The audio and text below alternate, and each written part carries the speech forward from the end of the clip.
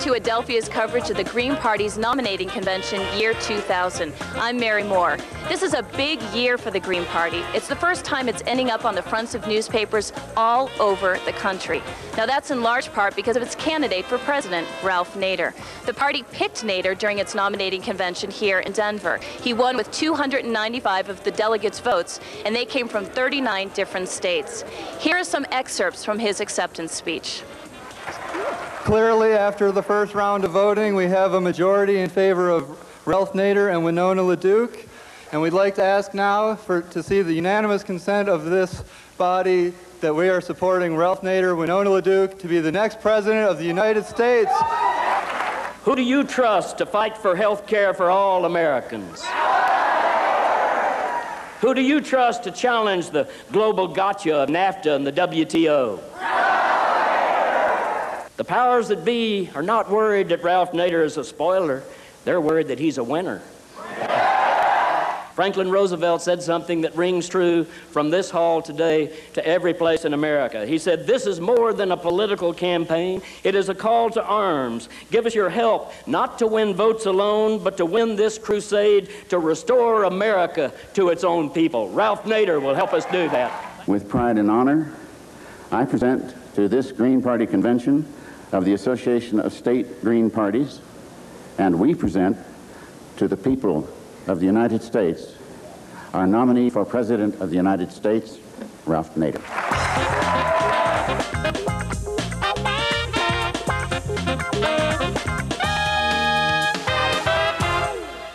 Thank you very much. None of this would have been possible without people in this room and all over the country. The stimulation to the campaign by various candidates in the primary season here. And I want to really express my appreciation for a lot of unsung categories of citizen action. Organizers, canvassers, petitioners, our great staff in Washington, and the one that's building up around the country, who are working enormous hours with incredible dedication. So much so that I have to tell them to go home at the end of the day. On behalf of all Americans who seek a new direction, who yearn for a new birth of freedom to build the just society, who see justice as the great work of human beings on earth, who understand that community and human fulfillment are mutually self-enforcing, who respect the urgent necessity to wage peace, to protect the environment, to end poverty, and to preserve values of the spirit for future generations, who wish to build a deep democracy by working hard for a regenerative, progressive politics. To all these citizens and the Green Vanguard, I welcome and am honored to accept your nomination for President of the United States. People always say, you know, all these depressing facts, they discourage us. Well, let me tell you something. I can't understand that attitude. To me, when I hear about or study or document injustice, it just motivates me. But that's maybe because I'm not into mood changes, and I hope you aren't either. We have over 20% child poverty in the United States. It's 25% California, and nationwide it's 25% of preschool youngsters. There are some countries in Western Europe that have essentially abolished child labor, and they did it in the 50s and 60s. What's our excuse? This is by far, perhaps, the most leading indicator about the quality of our economy. I've never heard Chairman Alan Greenspan, in all the testimony before Congress, say, members of the distinguished Joint Economic Committee, I am here to tell you that the state of our economy is not sound because, first and foremost, almost 1 out of every 5 youngsters lives in deep, brutal, denying, and dangerous poverty. What about the measures of environmental devastation? These don't appear, you know, on the balance sheets of Exxon, DuPont, General Motors, Peabody, Coal, degrading the air, water, and soil, so it becomes an active harm to human health. Degrading these biospheres don't register on the annual reports of these companies, of course not. global warming, ozone depletion, oceanic deterioration, forest clear cutting, do not have company logos on them. This is interesting how certain tragedies don't come to the attention because they're everyday, they're quiet, they're silent. The 65,000 Americans who die every year from preventable air pollution, the 100,000 Americans who die every year from exposure to toxics and trauma in their workplace, the 80,000 Americans who die from incompetence and negligence in hospitals. You know, you don't see those on Geraldo very often. You don't see those on the late evening news.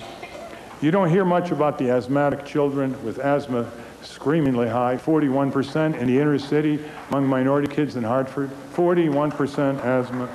You don't hear much about the deadly effects of lead poisoning, with the lead companies knowing through their own scientists since the beginning of the 20th century that it's not safe to put lead in gasoline, it's not safe to put lead in paint, and the resulting damage to millions of little children's brains and bodies as well as adults until we're getting this lead out of the environment. These are the silent epidemics that are often ignored. Given the tens of billions of dollars of taxpayer money that have been spent on the failed war on drugs year after year, we're entitled to ask the perpetrators, what is your standard of failure? What standard of failure would you ever recommend so we go back to the table and deal with this horrendous problem as a health and rehabilitation problem first? The question is, how badly do we want a just and decent society? A society that raises our expectation levels about ourselves and our community. How badly do we really want it? This is the question. How do you get a majority party in this country? Here's a simple formula. It takes about 1 million Americans pledging 100 volunteer hours a year, raising $100 a year, going forward with a deep, profound agenda that's congenial to millions of Americans.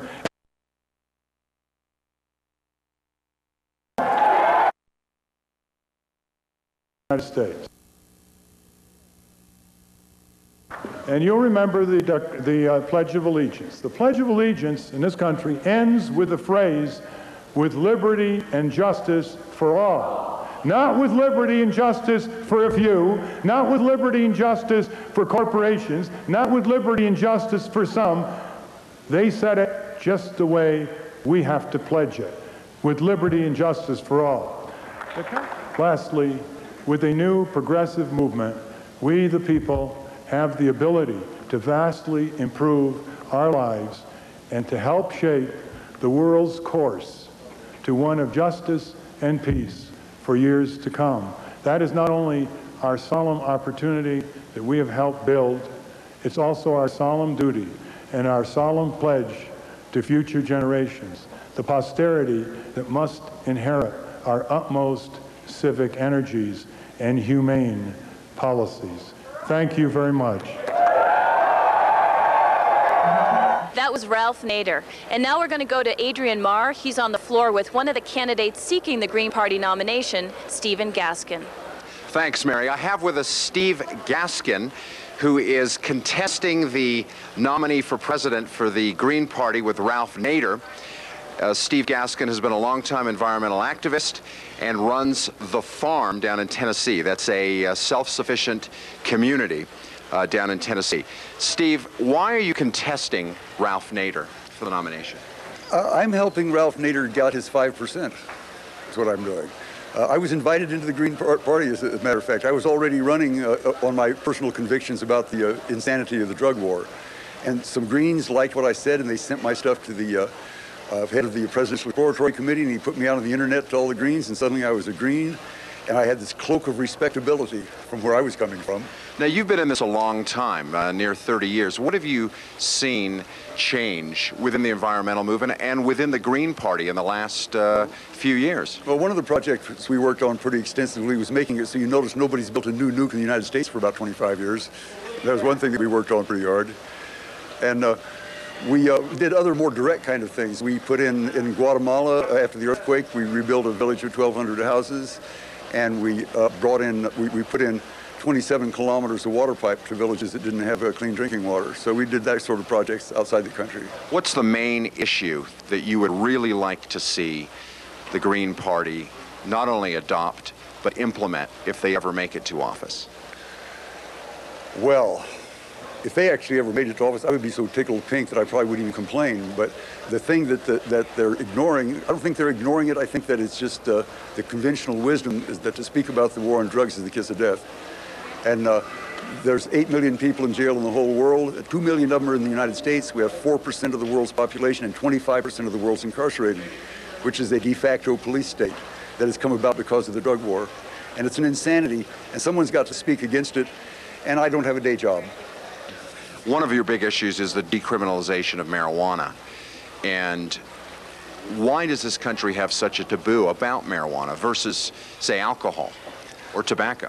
Well, alcohol and tobacco don't really make revolutionaries as much as marijuana does. Actually, what it is, I hate to be so cynical sounding, but I think that a great deal of it is a ploy to keep the whole left off balance, because of the 2 million who are in jail, 1 million of them are for dope, and of that million is almost completely black, Hispanics, and hippies who are not voting while they're going through those changes. I hate to ask you this, but do you inhale? I didn't exhale. Okay. Well, listen, I want to thank you very, very much, Stephen, and good luck tomorrow. Thank you. Good luck to all you guys. Anyway, back to you, Mary. Thanks, Adrian. And joining us now is Medea Benjamin. She's a candidate for U.S. Senate from California. She's also one of the co-founders of a group called Global Exchange. And Medea, given that you have an experience, or you have a lot of experience in foreign relations and international relations, how realistic is the Green Party's platform when it comes to those things, foreign relations and international relations? Well, I think it's totally realistic. When you have an age where people are starting to recognize that we have the power to annihilate each other so many times over, and that the only way to have real security is de-escalation. It's the end of the Cold War. It's the time to get rid of our nuclear weapons, not to do what the two parties are doing right now, which is create this new missile defense system, $60 billion, that is not only a waste of taxpayers' money, but makes us less safe. Because what does it say to the Chinese and the Russians, who we don't want to be enemies with now? It says to them, you know, let's keep escalating this arms race. But when you look around the world and you look at some of the things that are happening, you know, you look at some of the countries that are pointing missiles at each other, is now a time when we can really pull back completely? Because the Green Party platform calls for nonviolence. Can we really pull back completely from any sort of a defense system? Well, the Green Party calls for a de-escalation. We are the ones that have by far, most of the missiles pointed at other countries around the world. We are the only superpower at this point. I mean, this is the time for the United States to say, okay, you know, we can de-escalate. This is the time for us to build good, positive relations with countries around the world. We're not saying get rid of the military. There are significant cuts that we suggest making in the military, but even ex-generals and lieutenants and heads of the CIA, they agree with us that there could easily be a $40 billion cut in the military, not affect U.S. security at all, and free that money up for other things like education and healthcare. So blow the scenario out, blow it out 10 or 20 or 50 years down the line. The Green Party calls for pulling back on military and defense spending. It calls for nonviolence. Where would you like to see things go in 10 or 20 or 50 years? How would this country look when it comes to military and defense? Well, we think that it's very important to have an international community that looks at civil conflicts around the world and figures out, as an international community, what can we do to stop people from dying, stop people from suffering. We don't want the U.S. to be the global cop. We want to strengthen the United Nations. We want to actually democratize the United Nations.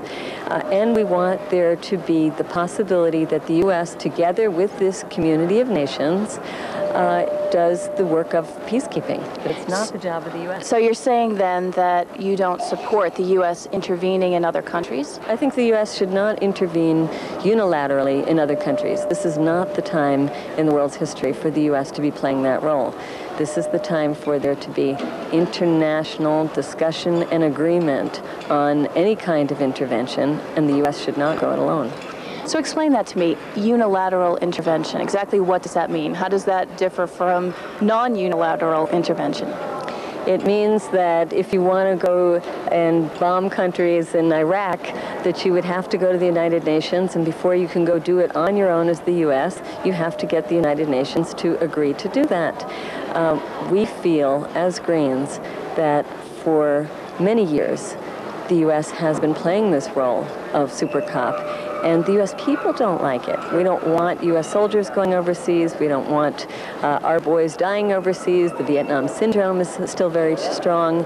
And so what we have is the kind of air wars that we saw during the Gulf War, where many, many people get killed, civilians get killed, and we call it collateral damage. We saw it in Kosovo, we saw it in Iraq. It is totally inhumane to fight wars from the air because you don't want your boys to get killed, and meanwhile, you jeopardize and in fact kill many, many civilians in the process. So that's not the way to fight wars. Well, thanks for being with us this afternoon, and good luck with your candidacy. Thank you. Now, we asked people on the floor, why is the campaign this year, why is the Nader campaign doing better in 2000 than in 1996? And here's what they said. Well, I wasn't here in 1996, but I can tell you that all across the country, the Greens are getting a lot of momentum, getting a lot of attention, getting a lot of new members, and building ourselves very quickly as a party. And I think we're very excited about that and what we can accomplish. Because today, we are sure that if Ralph Nader gets the opportunity to debate the other presidential candidates, he will be the next president of the United States of America. With us now is Michael Feinstein. He is a member of the Santa Monica City Council, a Green Party member of the Santa Monica City Council. He's also the co-founder of the California Greens, and he was a national organizer for Nader's campaign in 1996. So, Michael, you're a great person to ask. What is the comparison of this campaign to 1996? How does it differ? Well, 96 was a coming out party for us, and I think we did pretty well. This time, by an exponential factor of 10 or 20 or 50, we're even stronger. We're impacting national politics on a significant level. There's 200 and some credentialed press here. Our message is getting all over the world, and we're showing that we can run a convention in a credible, professional manner that's still in keeping with our values. What a blessing in this political world. Well, give us some color, give us the background, give us a description of what it looked like in 1996. Well, 1996 and even before, we were a group of activists that were not famous, not a lot of big names, not a lot of wealthy people, even not a lot of politically experienced people, but people who felt alienated from the political system and said, we believe in a set of values and we want to try and organize around them. And we slowly did the slow grunt work, the tabling, the phone calling, the photocopying, the letter writing, the organizing of meetings, the emails, etc., in the belief that if we followed the right path and tried to work for our values, something right would happen. Now we're in a position, after doing that all these years, that when the nation is ready for a third force, we have helped create the vehicle from a progressive perspective for that to happen. Somebody like Ralph Nader, who has worked his entire life on social and environmental programs and goals, and came to the conclusion that the existing electoral system was an obstacle to that kind of change, decided he had to also go in independent third-party politics. Because we did the sweat equity work all those years in the belief that if we did it, the right time would come. The right time has come. Now you're here, and a lot of other people like yourself helping to bring the message outward. Did you ever imagine in 1996 that there would be a press conference with Jimmy Hoffa and Ralph Nader and a front page story in the New York Times? Did that even enter your radar screen?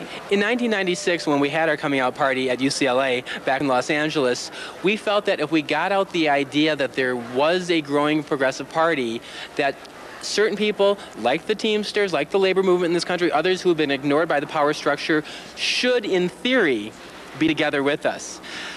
It's one thing to think about in theory. To actually experience it in the real world is just euphoric. And to see Hoffa there, the Democrats, they got to be shaking in their boots, but rightfully so, because they have ignored the labor movement in this country in favor of really large corporate interests. So now 2000 is better than 96, 2004 comes along. Is it better than 2000?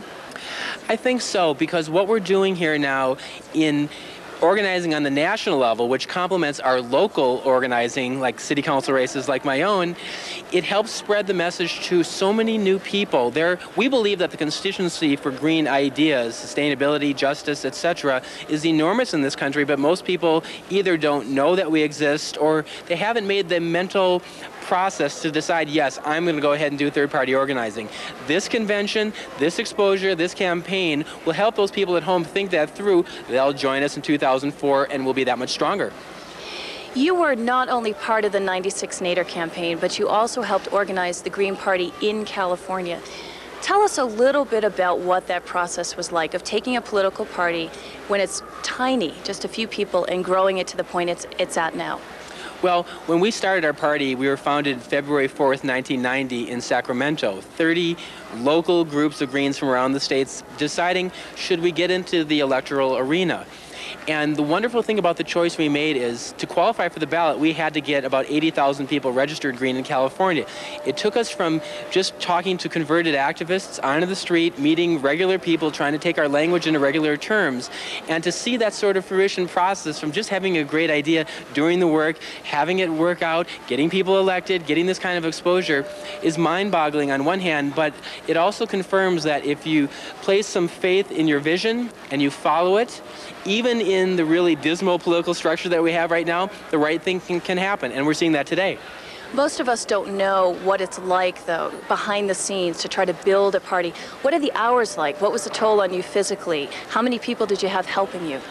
You're right, Mary. You know, in other countries where Greens have public financing of their political parties, you can have paid staff. We're volunteer-driven. It requires dozens and dozens of people to make personal choices about their life, to give up a lot of other things and put in 10, 12-hour days to ensure, from getting literature printed, to schlepping it down somewhere with your banners, to have the tables there, to be tabling all day, to box it up and bring it home, to make the phone calls at night. And although on one hand you might say it's thankless, on the other hand it's a chance to follow your dreams. So even though the hours are extraordinary, what Ralph Nader says about the idea of becoming a public citizen and actually making the government your own, making the political process your own, that's the joy that has balanced the super long hours and the burnout, because indeed a lot of people do burn out, and what we need to change in this political system is it shouldn't require superhuman effort just to have a political vehicle that can express the diversity that it's inherent in our system. And I'm sure being on the Santa Monica City Council is a payoff in itself. Thanks for joining us today, Michael. That's Michael Feinstein, a member of the Santa Monica City Council, one of the national lead organizers on the 1996 Nader campaign, and also one of the co-founders of the California Green Party. Now back to you, Adrian. Yes, thanks, Mary. I have with me Jim Hightower, who is the two-term agricultural commissioner in Texas and who is now a Green. And Jim, maybe you could tell me, one of the fascinating things I think we've seen over the last few months is this kind of combination of the green-blue coalition, the Teamsters and the Turtles. Right. Who would ever have thought? Well, it's been coming for a long time, because the two-party duopoly is basically shutting out not merely people who care about the air and the water, but people who care about downsizing, about the mugging of the middle class that is taking place, about the globaloney that's being shoved down our throat, about the knocking down of the family farms in our country. So the old dichotomies, the powers that be that have tried to say that we should all be apart, farmers from labor, labor from environmentalists, people are now figuring out for themselves and saying, look, we might not all come over on the same boat, but we're in the same boat now, and so they're coming together in efforts not only through the Green Party, but also the New Party and some insurgents within the Democratic Party. So progressive politics is taking hold at a grassroots level. What is the most realistic goal for this election for the Greens? I mean, I don't think they're going to win. I think you'd admit that too. But what is the most realistic goal that the Greens hope to accomplish? I can't define that. I would have a month ago, I would have said if Ralph Nader gets 5, 6, 7% of the national vote, that is going to be a terrific victory, and it certainly would be. But things are happening. I mean, James Hoffa meets with Ralph Nader along with the 24 member board of the Teamsters, and they give him a standing ovation at the end and come out with a much stronger statement than they had planned to give. United Auto Workers, the steel workers, also flirting with Ralph, and not flirting with Ralph. They're recognizing that what's happening is that they're being betrayed by the party that they've been supporting all along. Now, this is a party I've been proud of in the past, the Democratic Party. I got elected in the state of Texas. You got no virgin here tonight, on the Democratic ticket, and proud to have been so. But now I look look up and, they've taken off the Sears Roebuck work boots and strapped on the same Gucci's and Poochies that the Republicans strut around in. They're tied to the same money, and a lot of people are singing. California Nurses Association just endorsed Ralph. More and more groups. So, what other kind of groups do you think? Do you expect will endorse Ralph? I don't know. What I know is nothing. But what I anticipate is that a lot of the progressive groups that have been kind of hands-off, saying, "Oh gosh, well this is sort of fringe," are now saying, "Well, this is bigger than we thought it might be, and maybe we should stand up for our principles rather than going for convenience." So I think it's possible that a lot of the environmental groups, a surprising number of labor organizations, whether international unions or locals or whatever, doesn't matter. But more importantly than the organizations is just rank-and-file folks are beginning to realize they might have a champion here who's actually got integrity. Well, listen, Jim, thank you very, very much. Delighted to be with you. Okay. Anyway, back to you, Mary. Thanks, Adrian. We're sitting here with John Anderson. He ran for president as an independent candidate back in 1980. Before that, he had been a Republican congressman for 20 years. And he actually ran in the primary as a Republican, pulled out, and then ran in the general election as an independent candidate. So, Mr. Anderson, you certainly would be a good person to talk to us about what it's like to have one of these one of those kinds of insurgency-type candidacies. What were the pressures on you as a candidate at that time when you were an independent? Well, back in 1980, there had been other candidates preceding me. George Wallace, for example, had run twice, 1968, and then an abortive campaign in 72. But his was very much a sectional candidacy. The pressures were simply that it was kind of unbelievable that anyone could simply run as an independent and go up against the combined strength of the two major parties and expect to survive in the process. The first big hurdle is to get on the ballot, to get enough names, enough signatures to get on all 50 state ballots. That in itself took a lot of money and a lot of time and a lot of effort. When I talk about pressure, I'm actually talking more about the pressure from the two major parties on you. Well, the Democratic Party appropriated $500,000 to a campaign to try by legal means to keep me off the ballot in several states where I was attempting to run. I succeeded despite the legal challenges. There were 9 lawsuits in federal courts around the country. So yes, it cost the Democratic Party back then a little money in their effort to keep me off the ballot. They did not succeed. Many people would say that you actually started this sort of independent movement, and that much of what we're seeing here this weekend can be credited back to you. When you look around and you see Nader speak, do you feel a sort of kinship with him? Well, in a sense I do, because his is very much an insurgency candidacy, given the fact that we're today in times when people are supposed to be somewhat contented with the state of the economy and with the end of the Cold War, relative peace in the world. There are the naysayers who say, why should anybody rock the boat and run as an independent? The two parties seem to have the situation pretty well in hand. Actually, when you look at the voters and how disenchanted they are and how few of them even bother to vote anymore, how low the turnout is, how cynical and disgusted people have become about politics in general, I think democracy is in some real trouble.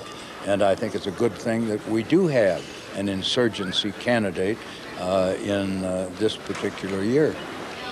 In the fact that he is an insurgency candidate, he is like you, but in many ways he's not like you because he does have a party structure behind him. Do you see his fight and his election or his campaign as being easier than yours because he has the party structure?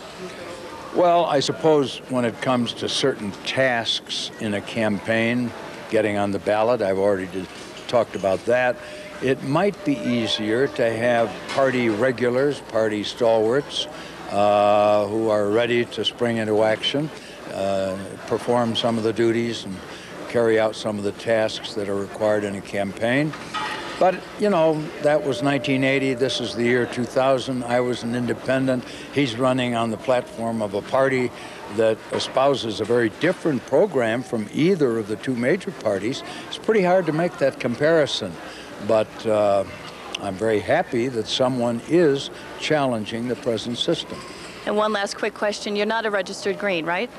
In the state of Florida, you can only register as a Republican, a Democrat, or as an independent, because up until now, that party has not had status as a party in that state. So there wouldn't be any way I could register other than as an independent. I've registered that way for the last 20 years. You're not a Green, but you're at the Green Party convention. Have you had a chance to look at the party platform, and what aspects of it do you agree with and what aspects of it don't you agree with? I certainly agree with the parts of the platform that call for systemic changes in the electoral process, that call for PR, proportional representation, the instant runoff, cumulative voting, some of the changes in the way votes are tabulated and counted, and the way our representatives are elected. I'm also impressed with the very forward-looking program that they have as far as international relations are concerned. They call for reform, for restructure, for making them more democratic. They call for human rights to be a very, very important consideration on the part of anyone executing American foreign policy. So in those very material respects, I think it's an impressive platform. Thanks for joining us today, John. We went to the convention floor and asked some of the people here what issue they think is going to bring members of other parties to the Green Party.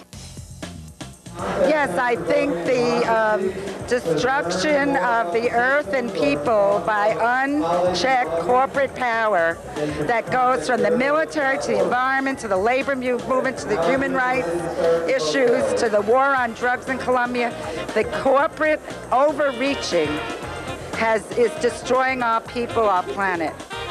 If I had to say one, then it would be universal health care. That's something that everybody that I've talked to, feels should be secure in this country.